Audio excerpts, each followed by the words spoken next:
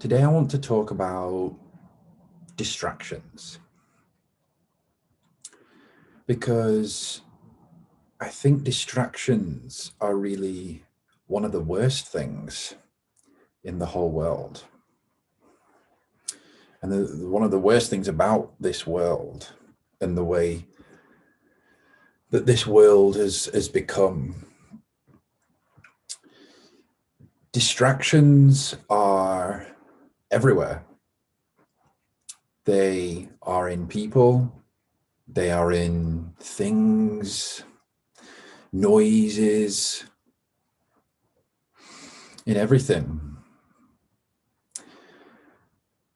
And the reason why I wanted to talk about distractions today is because I realized that the whole world is a distraction. And that these distractions of the world are taking our minds, taking our thoughts, our feelings, and even in some degrees our sight away from the astronomical world. Away from that. We see this everywhere. In thought, we see it throughout the different religions. In just the world, the consumerism of the world, the materialism of the world, we see that. And also we see that in the light pollution. Look at that. So that's a physical distraction. Even the light pollution is taking your sight away of the astronomical world. And I just thought that was so sad. How sad is that? Really, really upsetting. Because the astronomical world is where the truth is. And I've always found that interesting about people don't want to seek truth. People don't want to seek truth.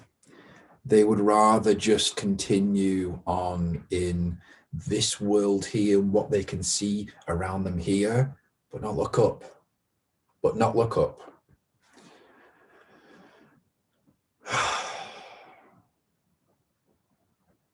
These distractions are taking your mind away from what we call in astronism scope, and they're taking that scope away.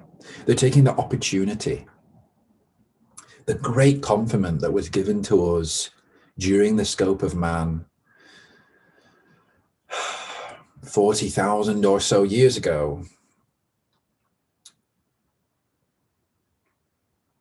What a brilliant conferment that was, but how much we've taken that for granted. That opportunity to see, that opportunity to engage with the astronomical world. And that's been taken away. It's been taken away by everything. And the more that we go on, the less we're seeing of that.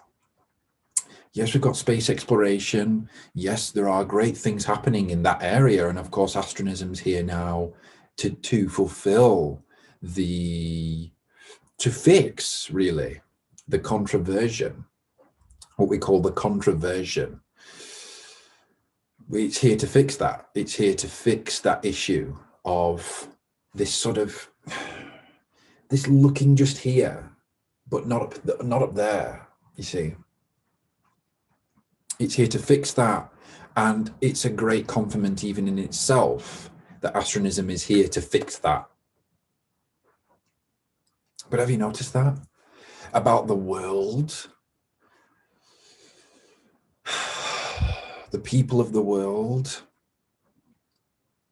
people who live in cities, for example, who never get to see the night sky as it truly is, as it truly is. I would hazard to guess that there are majority of people who've never really truly seen the night sky in the way that you can do, perhaps if you went to the Highlands of Scotland or something like that. you know, somewhere really remote where you can actually see the night sky.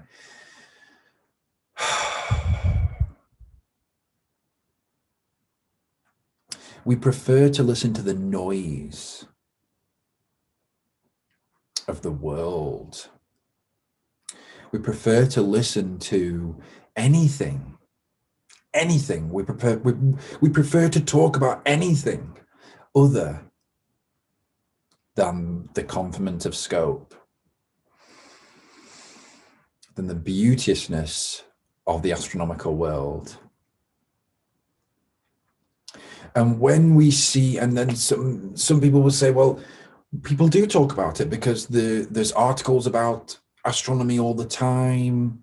There's discoveries being made all the time, and that's correct. There are that, and there's articles being written about that. But I'm not talking about that. I'm not talking about articles being written. I'm not talking about the media who talk about astronomical discoveries. I'm talking about your connection to the astronomical world, how you as an individual, your relationship with the astronomical world.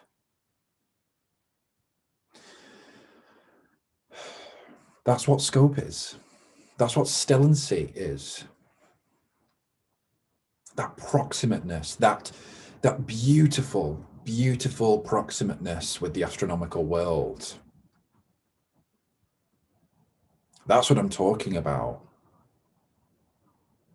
But we'd rather talk about anything other than that.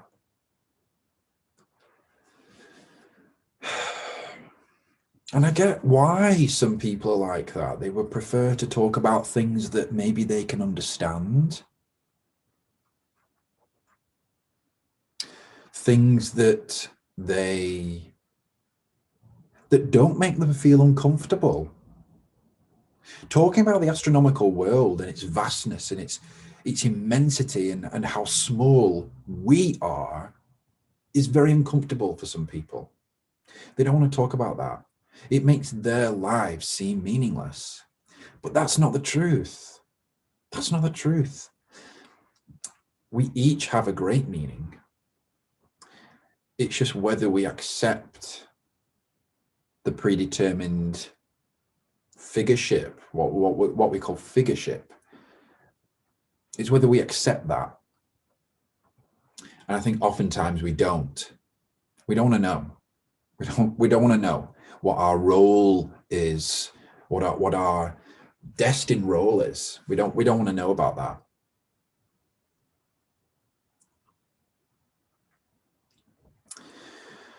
So that's why I wanted to talk about distractions. The distractions of the world. Think about the radio and the TV and the phones and the technology and everything, just the magazines, the everything. You know, it's really sad. It's really sad. It's a force, it's an evil force. It's a force that is taking away everything from the astronomical.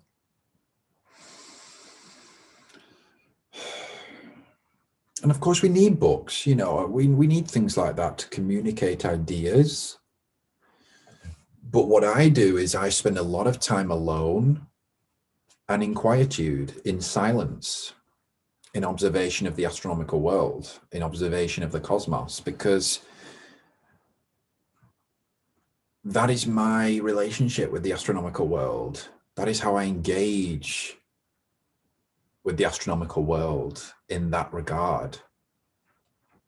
Removing all those distractions away, turning the lights off, turning the phone screens off, turning everything off that is making our brains so, filling our brains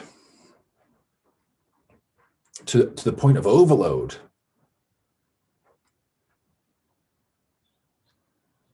This is the distractions. These are the distractions of the world. Are you distracted? Are you purposefully distracting yourself? I think so. I think that's true of a lot of people. Purposefully distracting themselves from truth because they don't want to seek truth. They don't want to know truth. They don't want to know knowledge. They don't want to know anything else that may make them feel like they aren't the center. To be an astronist is also to be very humble. You have to be very humble because you have to realize that you are nothing really in the vastness of, the cosmos, but also that equally so that actually really you aren't nothing, that you are something that is part of a broader collective.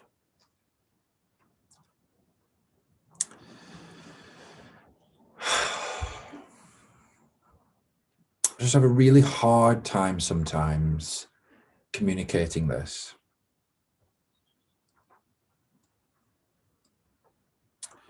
And the only thing I can do is continue praying, is to continue to hope that people will see and move away from these distractions and just spend some time alone and in quiet, observing the stars.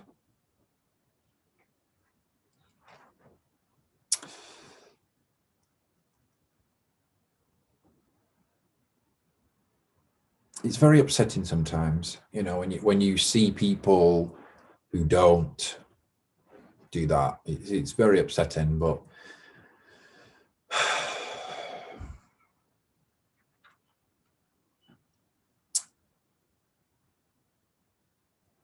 their destiny will come, their time will come, they will see eventually, probably, hopefully.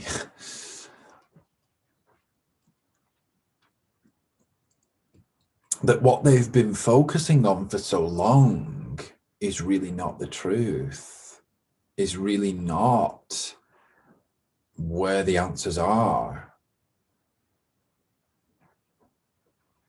is really not how to understand life. Because that's what astronism is, isn't it?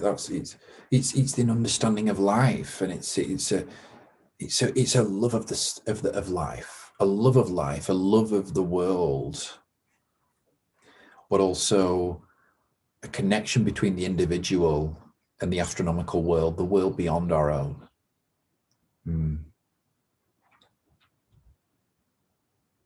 And these awful distractions, they're really terrible. And I've come across a lot of them. And you get fixed in with these things. And I don't know, they make you very unhappy, actually. And I think that's why a lot of people are unhappy in these days. Because there's so much noise, We call it silent astronism. And I think it's a beautiful thing. It's something I often practice, because to be that silence, that quietude, is brilliant. You don't have to do it for long. Some people prefer to meditate, under the stars, which is fine. I've done that before. But sometimes just standing there and clearing your mind of all this noise is just the best thing to do. And we need to just be aware of these distractions and always remember that this isn't real. This is not real. That these distractions are not going to help me to know the truth about myself or the truth about the wider world or the world beyond. They are not going to help in that regard. It comes from up there. That's where it comes from. And yes, people say, well, you've written books. Well, yeah, but that's only to communicate the message that from above. That's only to communicate that message. And obviously, yes, I use social media as well. I do use that. But it's only to communicate a message of quietude and silence in relation to the astronomical world. It's to encourage people, make people think, yeah, maybe I should turn my phone off. Maybe I should focus on the stars, the things that are beyond myself and are beyond the noise of this world that we have created. If you remember back to, or think back to, and imagine what it must have been like for those people during the scope of man. Wow. No light pollution, no phones, distractions, technology, nothing. You can find that, and you can sort of go back in time, if you will. If you go to visit the indigenous peoples of Australia, you can do that. You can have a type of experience. You'll never ever get back to that time, but you can get a taste for what it might have been like. They saw things so clearly. I think this is why astronism's come along. Because we are so blind to our scope, to the gift that was given to us. We're so blind. That beautiful blessing, really, that was given to us. We're so blind to it.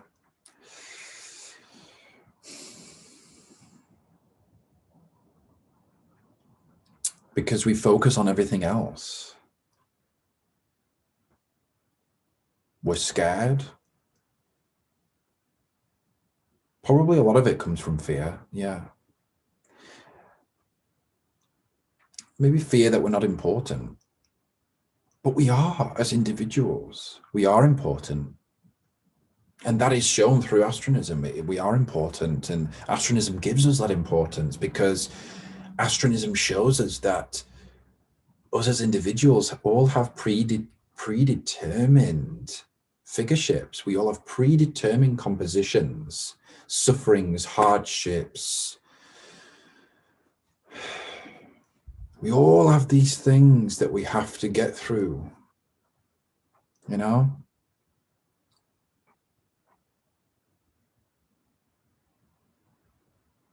all have these trials and tribulations and advantages and disadvantages to life, and we have to get through them all.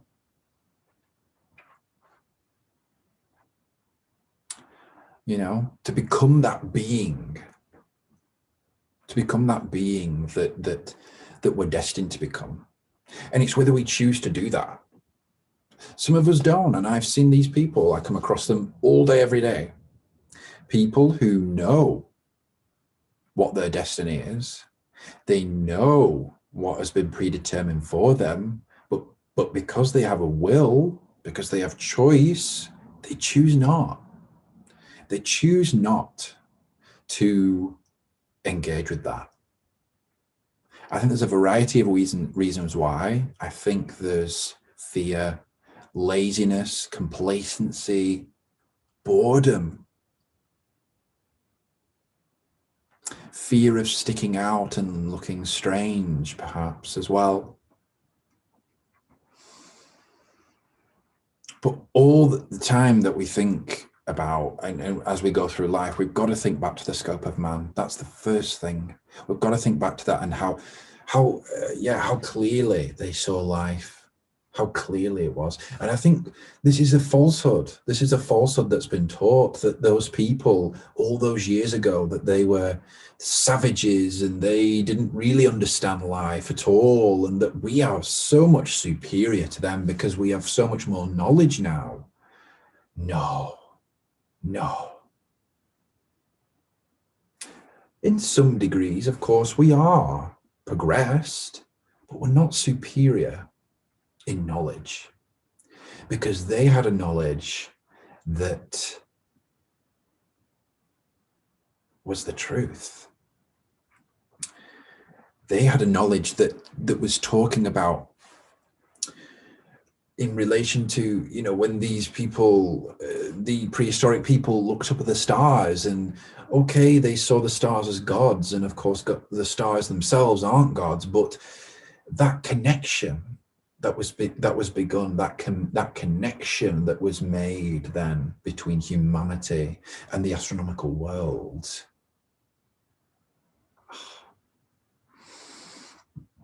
That brilliant connection that has stayed with us all the way up until now. Just think how clear they saw things, both physically, in terms of how sort of clear the night sky would have been for them at night, but also how clear they would have seen things in terms of just that purity of the connection before the controversion, of course. That purity. That purity. And we've lost that. We've lost that. Because we made ourselves the God. We made ourselves the most important thing.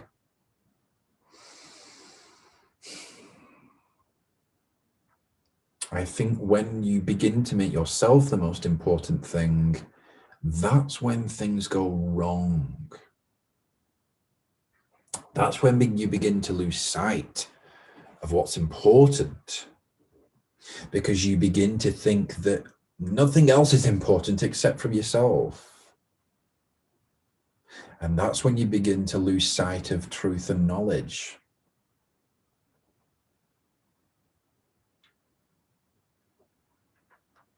And that's everywhere today.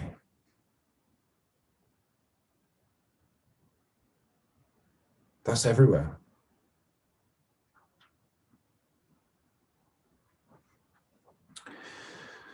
So we've just got to continue to understand that time is coming. The time is coming for, you know, this change in humanity. This time is coming, and astronism will bring that time. It's bringing it. It's close. It's coming. It's the mission is here. It's coming. I don't know how long it will take. It's hard to say, because there's people who are fighting against it, you see. People who fight against it.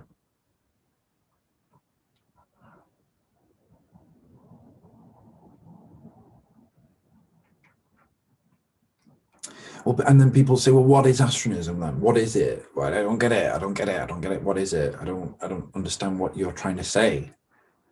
Well, it's very simple.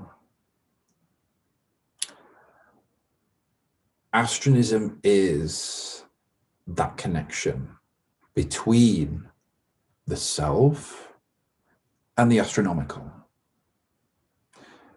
And the astronomical is the way that we get to the ultimate. So when we're talking about God or the divine, or whatever you want to call this ultimate state of being, or this ultimate entity, the astronomical is the way we get there. That is the way that is the intermediary. So astronism is that connection between ourselves and the astronomical. And then there's the connection between the astronomical and the divine. How else are we going to get there? when we've been distracted for so long. This is why astronism's had to be created, and this is why I believe it was destined to be created, because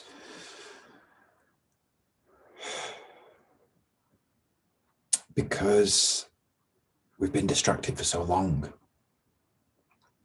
Because we've been distracted with the assertion that we are the most important thing. No. That we, in the hierarchy of existence, are up here. No. We're here. We're down here. And we've got to raise ourselves up to here. That's how we do it. We raise ourselves up. Physically, spiritually, intellectually. All these different ways that we can do that. And this is what was bestowed to us during the scope of man. This event that occurred where humanity began to look up at the stars. The beginning of that relationship.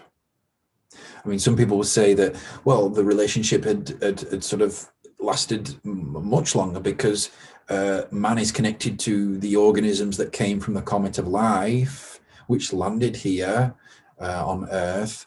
And so actually our journey with the cosmos is actually much longer. Yes, correct. But I'm talking about the relationship itself in sort of a way that relates to us now. And that began during the prehistoric time, during the Upper Paleolithic, from what we know currently. That may change, it may go further back than that, but we've got to go by the archaeological evidence. But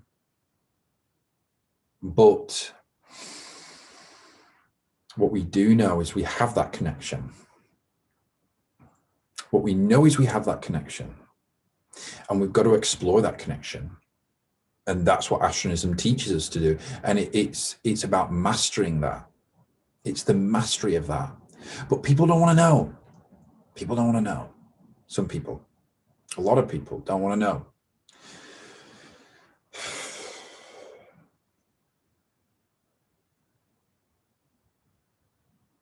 Because people are distracted. They're distracted by things unknowingly, and they're distracting themselves by things intentionally.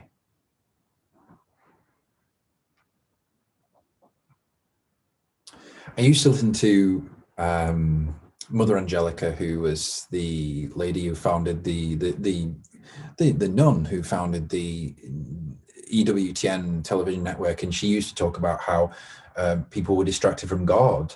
Well, this is the same thing. It's a similar thing. It's a similar idea. But of course, we focus on distraction from the astronomical. And there's an assault going on the astronomical. There really is. There is an assault through man's consumerism that eventually, if we keep going on this road, we aren't going to be able to see the stars anymore. We're not going to be able to see them. We're going to be so cloaked in our own disgusting gases that we have created that we ain't going to be able to see the astronomical. When you look outside your window at night, how many stars can you really see? I can't see that many. I have to go to somewhere remote to be able to see that. And even then, you don't really get the full effect. You know, to really see, you'd have to go somewhere in the desert to be able to see it.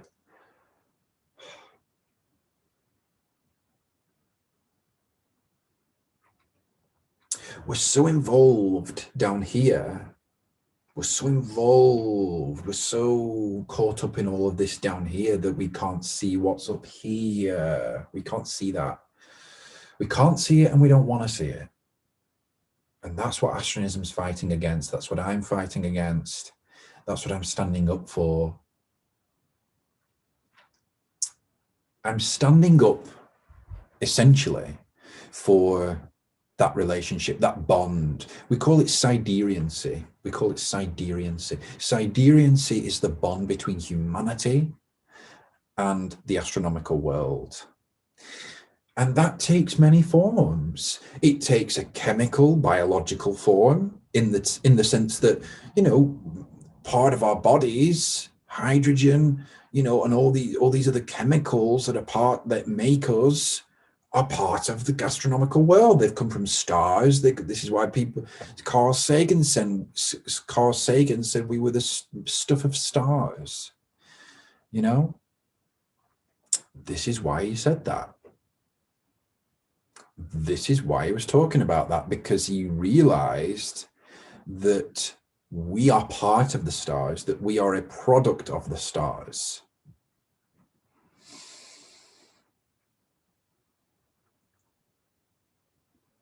That if the stars weren't there, then we would not be here. And of course, we wouldn't be here if the sun wasn't here, of course. So these truths, these fundamental truths about ourselves have been so warped. They've been so warped by the distractions of the world that we have created. You've really got to get down to what is natural and what is synthetic. That's what you've got to get down to. You've got to get down to that. What is real and what has been made. And there's nothing more real about humanity than that inner feeling. We call it astronality in astronism, that inner emotion, that core innate conferment that's been beautifully given for us from the cosmos, just brilliantly, as part of our sapience, as part of our intelligence. You know, we're very privileged to have that. If you look at the chimpanzees, I mean, I want to do studies on sort of what they see when they look up at the stars, but at the moment we kind of understand that they don't really have that connection that we have, and there's not many other animals that do, if any at all, other than ourselves. So we're very privileged to have that. Why have we forsaken that? Why have we forsaken this connection? Why?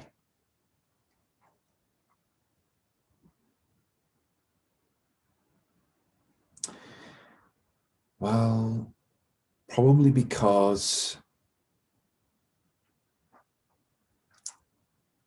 we would rather consider things that are here in our view here than what is up there. And that's the fundamental truth of what I'm trying to say. That's the fundamental point of what I'm trying to get across here, is that we'd rather see anything but the stars. So to conclude, just remember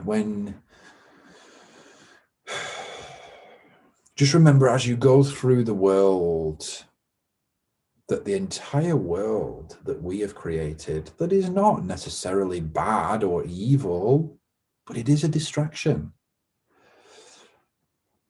Whether an intentional one or not, it is a distraction. And as astronists, we've got to look past that. And my head gets filled sometimes of all this stuff, all this noise, and it just gets so... Have you ever had that? Have you ever had a headache?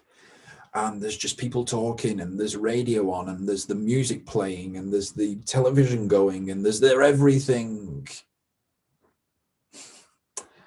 You know? There's everything playing except someone just thinking about the stars. That's it. That's the only thing that matters. So when we're talking about distractions, we're talking about anything that takes you away from that relationship with the stars. We're talking about anything that does that. And so we've got to fight against that. And that's what astronism is. And that's what I intend to fight against. in all of the things that it comes from, in all its different facets, in all of its different forms.